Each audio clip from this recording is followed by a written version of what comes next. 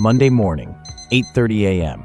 A few years ago, the streets would already be packed, people rushing to work, coffee lines out the door, traffic everywhere.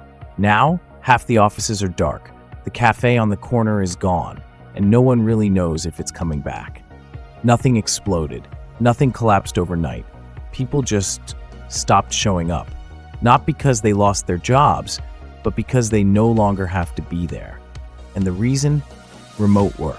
The same thing giving millions of people more freedom might also be quietly destabilizing entire urban economies. Remote work is often framed as a lifestyle upgrade, more flexibility, more control, no commute, but economically, it's something much bigger. It breaks a fundamental rule that cities were built on. Work and location used to be the same thing. For decades, centuries even, cities competed by concentrating jobs in one place. And that concentration created density, and density created everything else: innovation, consumption, tax revenue, growth. But cities don't just run on jobs, they run on proximity. When thousands of people work in the same area, they don't just produce, they spend. Lunch breaks, coffee runs, after-work drinks, small daily habits that quietly power entire urban economies.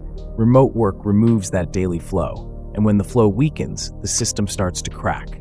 Even today, many major cities are still operating at only about 50 to 70% of their former office occupancy.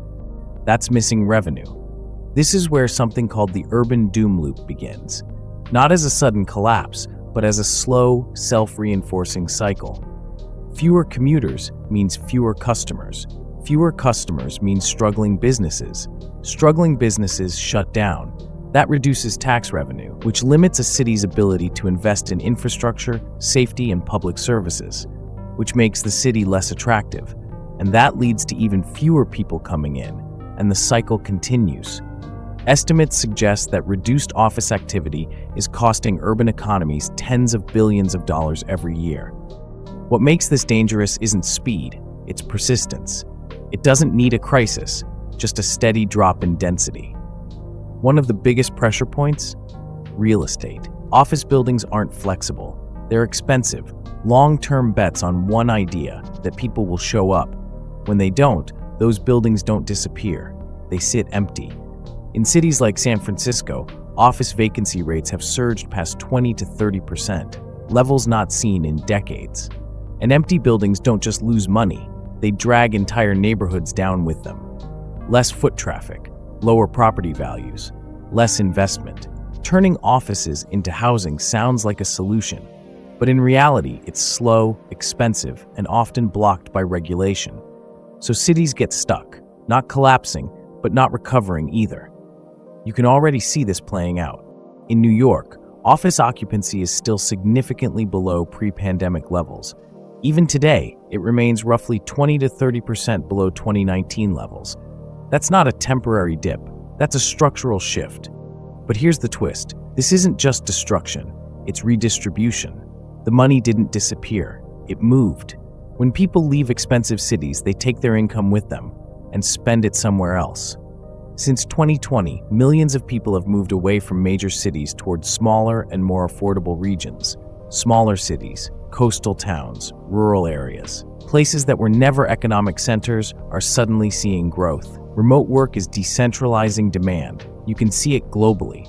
Today, there are an estimated 35 to 45 million digital nomads worldwide, and nearly half of them earn over $75,000 per year. That income doesn't disappear.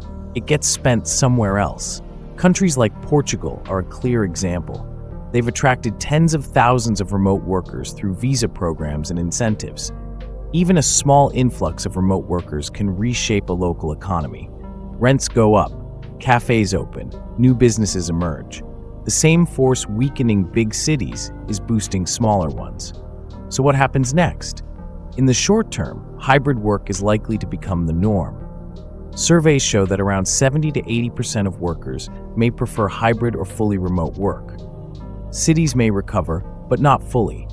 Office demand is likely to remain lower than before. In the medium term, a divide may appear. Modern, flexible spaces are likely to survive.